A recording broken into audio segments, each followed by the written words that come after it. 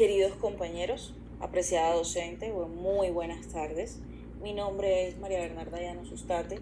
y por el presente trabajo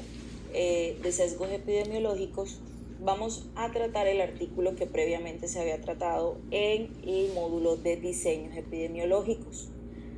De nombre tenemos que el presente artículo se llama Adición de neostigmina y atropina al manejo convencional de la cefalea postpunción, un ensayo clínico controlado aleatorizado. Primero debemos hablar de que la cefalea postpunción es una complicación de la anestesia raquídea o de una punción lumbar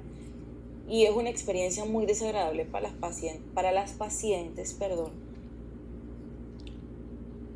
tanto como la anestesia. Se cree que esta cefalea postpunción se origina posterior a la tracción meningia, que resulta de la baja presión del líquido cefalorraquídeo o de la vasodilatación cerebral como un efecto indirecto de la disminución de la presión del líquido cefalorraquídeo. La dramática respuesta a la neostigmina en los pacientes o en las pacientes con cefalea postpunción e hilio paralítico se encuentran acordes con los efectos centrales de la neostigmina, que puede pasar a través del plexo coroideo, pero no a través de la barrera hematoencefálica. Y adicionalmente, la atropina en la secreción del líquido cefalorraquídeo y el tono vascular cerebral, que son los principales cambios fisiopatológicos asociados a la cefalea postpunción. La cefalea postpuncional, entonces, en la cefalea postpuncional, dado a los buenos resultados y a la experiencia clínica positiva que se tuvo con la neostigmina, fue lo que motivó a la comparación de la eficacia de la neostigmina y el manejo conservador para el tratamiento de la cefalea postpunción. Se vio esta decisión apoyada aún más por la conocida seguridad y disponibilidad de la neostigmina. Este fue un ensayo clínico prospectivo, aleatorizado y controlado a doble ciego, para el cual en todas las pacientes que participaron en el estudio se obtuvo consentimiento informado previo a su inscripción. El tiempo de seguimiento para estas pacientes fue del 15 de octubre de 2015 al 8 de septiembre de 2017, no sin antes realizar un estudio piloto previo a la inscripción del estudio con 20 pacientes del 26 de marzo de 2014, al 3 de junio de 2015, con 20 pacientes para calcular el tamaño de la muestra previo a la inscripción del estudio. Se incluyeron en el estudio un total de 90 pacientes de 20 a 40 años de edad con el estado físico 2 de la Sociedad Americana de Anestesiología debido al embarazo y con diagnóstico de cefalea postpunción. Diagnóstico que se basó en los criterios de la Sociedad Internacional del Dolor de Cabeza y hubo criterios tanto de inclusión como de exclusión. Los criterios de exclusión fueron pacientes con cefalea postfuncional, quienes hayan referido una escala análoga del dolor menor de 5, aquellas que hayan tenido antecedentes de dolor de cabeza crónico, cefalea en racimos, migraña, convulsiones, accidentes cerebrovasculares, signos de meningismo, preeclampsia, eclampsia, coagulopatía, enfermedades neurológicas previas y sangrado grave más del 20% del volumen sanguíneo.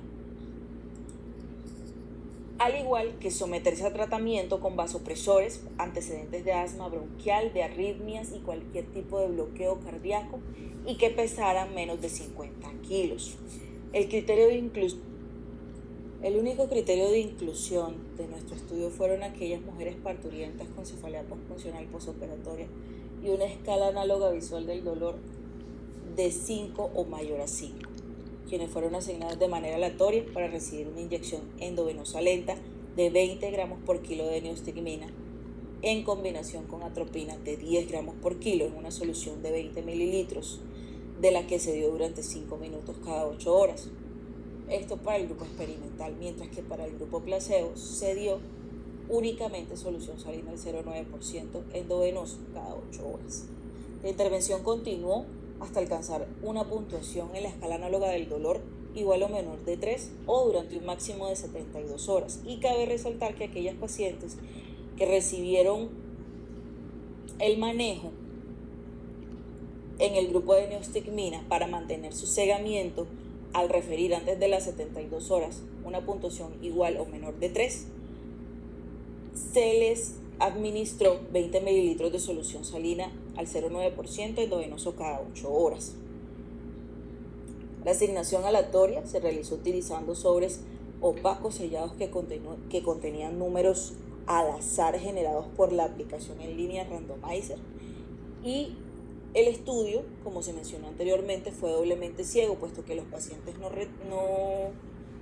no estaban al tanto de su asignación grupal, y los medicamentos fueron preparados por un anestesista totalmente ajeno al ensayo, y el anestesista que evaluó a los participantes de la intervención fue cegado a la asignación del grupo. Ambos grupos recibieron manejo conservador, que consistió en amamantar en posición supina,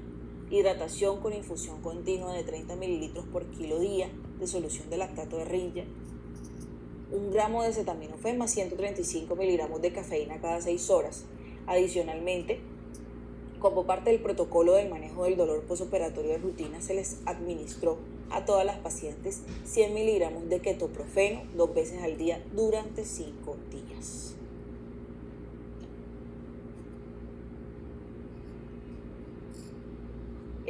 Durante el periodo del estudio, como sí o no a la presencia de rigidez nucal, náuseas y vómitos, diarrea, calambres musculares, calambres abdominales, espasmos musculares, broncoespasmo e hiperactividad de la vejiga urinaria. Y en adición a estos síntomas secundarios, la escala análoga del dolor referida como igual o mayor de 5 después de 72 horas fueron requisitos para la administración o la colocación de un parche sanguíneo epidural después de la aprobación y consentimiento de la paciente parturienta, o si ésta misma lo solicitaba. En cuanto a los resultados de nuestro estudio, se vio que durante el periodo del estudio, 3.462 pacientes parturientas tuvieron parto por cesárea electiva. De ellas, 619, es decir, el 17.9%, fueron intervenidas bajo anestesia general, y 2.843 pacientes, es decir, el 82.1% de estas fueron sometidas a cesárea en anestesia raquídea. De estas pacientes, solo 312, es decir, el 11%, desarrollaron cefalea postpunción, y solo 98 pacientes, es decir, el 31.4% y el 3.5% del grupo de anestesia raquídea, notificaron una puntuación de escala análoga del dolor igual o mayor de 5, y fueron estas pacientes evaluadas para la elegibilidad del estudio. Aquellas que hayan referido una escala análoga igual o mayor de 5, una puntuación de igual o mayor de 5 en la escala análoga del dolor, fueron aquellas quienes potencialmente se incluyeron en este estudio. De las 98 pacientes, solo 2 fueron excluidas debido a antecedentes de migraña, y 6 rechazaron su participación dentro de nuestro estudio. De estas 90 pacientes restantes, 45 fueron asignadas al grupo de neostigmina y atropina y 45 al grupo placebo. De estas 90 pacientes, 4 participantes en el grupo de neostigmina, atropina y 1 paciente en el grupo placebo fueron excluidas debido a que fueron tratadas en otros hospitales o interrumpieron la intervención del estudio. Bueno, en cuanto a las características demográficas, se observó que fueron relativamente similares para ambos grupos. La edad en el grupo de neostigmina se calculó con un promedio de 30.2 años, mientras que para el grupo placebo fue de 28.7. El peso fue de 80.6 para el grupo de neostigmina, mientras que para el grupo placebo fue de 83.8.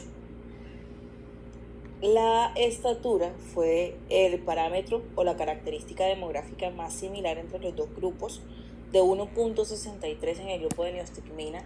como promedio a 1.64 para el grupo placebo. El índice de masa corporal fue de 30.2 para el grupo de neostigmina, mientras que para el grupo placebo fue de 31.3. Adicional a estas características demográficas, se observó y se midió el inicio de la cefalea para ambos grupos. Se vio que posterior a la intervención con la anestesia, la cefalea postpunción se vio en el grupo de neostigmina con un inicio a las 23.2 horas, mientras que para el grupo placebo fueron a las 26 horas. En cuanto a la medición de la intensidad del dolor de cabeza, se realizó, como ya sabemos, con la escala análoga visual del dolor, que para ambos grupos se realizó una evaluación de esta puntuación previo a la intervención con neostigmina atropina o el placebo y a las 6, 12, 24, 36, 48 y 72 horas posteriores a la intervención con el manejo experimental o con el placebo. Antes de la intervención con el manejo experimental o el placebo, se vio que para el grupo de neostigmina la puntuación era de 8, mientras que para el grupo placebo era de 9. 6 horas después de la intervención con los manejos realizados en nuestro estudio, para el grupo de neostigmina se midió una puntuación promedio de 3, mientras que para el grupo placebo continuaba por encima de 5 con una puntuación de 6. A las 12 y 24 horas posterior a la intervención en el grupo de neostigmina, la escala análoga visual del dolor disminuyó a una puntuación de 2 y para las 36, 48 y 72 horas a una puntuación de 1, mientras que para el grupo placebo, después de las 12 horas y a partir de las 12 horas, la puntuación se mantuvo en 5, lo que quiere decir que la diferencia media estimada del resultado principal entre ambos grupos fue de 2.56, con un intervalo de confianza del 95% y una P significativa, indicando que hay una diferencia significativa entre el grupo placebo y el grupo experimental para el tratamiento global del paciente. En la tabla número 3 estamos observando relacionados los efectos secundarios en las pacientes de nuestro estudio. Vemos que la rigidez nucal fue en la que su mayoría se presentó en nuestro grupo experimental y en el grupo placebo. Previo a la intervención y a las 12 horas posteriores a la intervención en el grupo de neostigmina, 15 pacientes refirieron rigidez nucal, mientras que para el grupo placebo fueron 12 pacientes. Y se vio que luego de 72 horas, 10 pacientes en el grupo de neostigmina continuaban refiriendo rigidez nucal, mientras que para el grupo placebo fue de 8 pacientes. La náusea y el vómito la refirieron antes de la intervención 7 pacientes en el grupo de neostigmina y 11 pacientes en el grupo del placebo. Luego de 72 horas lo que se observó fue que 4 pacientes en cada grupo refirieron la presencia de náusea y vómito. En cuanto a la rigidez nucal, como ya vimos luego de 72 horas, fue en ambos grupos persistente la rigidez nucal como el efecto secundario posterior al tratamiento, que en su mayoría se presentó en las pacientes, para 10 pacientes en el grupo de neostigmina y para 8 pacientes en el grupo del placebo, con una odds radio de 2.33. La náusea y el vómito, como habíamos mencionado, 72 horas después de la intervención, se presentó en solo 4 pacientes, quienes refirieron la presencia de este efecto secundario al tratamiento. Para el resto de efectos secundarios que habíamos mencionado al inicio de esta presentación, la diarrea, los calambres abdominales, los calambres musculares, el broncoespasmo, la hiperactividad urinaria, se presentó en su mayoría en el grupo de neostigmina, dado que son efectos secundarios anticolinérgicos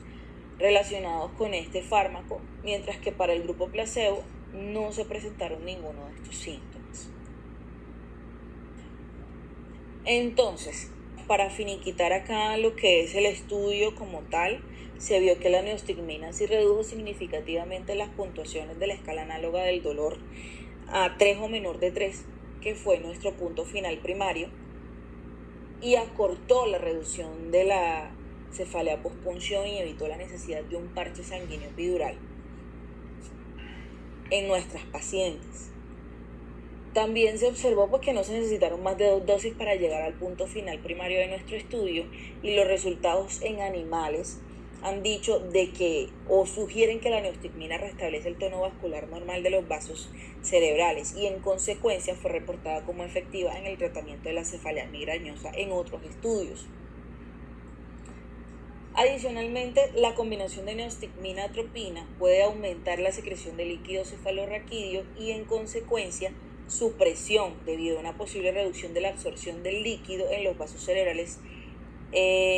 superficiales. Siguiendo las recomendaciones de la Organización Mundial de la Salud, las participantes del estudio fueron instruidas en suspender la lactancia materna hasta 24 horas después de haber administrado la última dosis de neostigmina y atropina, y que reiniciaran 36 horas después del inicio de la intervención del estudio. Puesto que las participantes no requirieron más de 2 dosis, se observó como un lapso o intervalo de tiempo seguro para reiniciar la lactancia materna para cuidar a los recién nacidos de los efectos secundarios que mencionamos previamente. Los efectos secundarios no necesitaron de intervención médica, puesto que fueron bien tolerados y autolimitados. La dilución de los medicamentos en 20 mililitros de solución salina normal y su administración lenta durante 5 minutos probablemente fue lo que ayudó a disminuir la aparición de los efectos secundarios clínicamente significativos asociados con nuestros medicamentos objetivos de estudio. En cuanto a las limitaciones del estudio, realmente la principal limitación que se vio en este estudio fue que, como es un primer estudio con la terapia de neostigmina-atropina en cefalea postfuncional, por obvias razones éticas, los investigadores se vieron obligados a utilizar terapia conservadora de rutina, lo que impidió que se hiciera solamente con la terapia neostigmina-atropina. De hecho, fue parcialmente compensada por el diseño del estudio, un estudio controlado, aleatorizado. Sin embargo, no se le puede atribuir el 100% del efecto a la combinación de la neostigmina-atropina, puesto que se vio un efecto adicional de los analgésicos y de la terapia conservadora. En cuanto a la medición de los sesgos, realmente, ¿qué podemos ver acá en cuanto a los 3 sesgos principales que se ven en todos los estudios? Realmente, por ser un ensayo clínico aleatorizado, controlado, doble ciego, se considera que no hay sesgo de selección por este tipo de estudio. Además que se tuvieron en cuenta muchos criterios de exclusión, se realizó un estudio previo para la estimación de la muestra, no hubo pérdida de una gran cantidad o de una cantidad significativa de pacientes, dado que su observación fue de mayoría intrahospitalaria, y se concluye que exista buena validez interna, por tanto, dado que las características de la población del estudio son similares y comparables entre sí. Y en cuanto a los últimos sesgos que nos faltan por mencionar, es posible que exista un sesgo de información o de medición, debido a que el instrumento de medición es una escala subjetiva sometida al sujeto de estudio, y si está sometido al sujeto de estudio, también a su capacidad de sobreestimar la severidad del dolor. Es decir, que yo puedo tener una escala de 5 en un paciente y él la va a interpretar como una escala de 7, 8, debido a que el umbral del dolor en este paciente es más sensible. Es realmente muy subjetivo, por lo que se puede concluir de que es posible que exista un sesgo de información, pero lo que más nos llama la atención de este estudio es que es probable de que sí exista un sesgo de confusión, puesto que,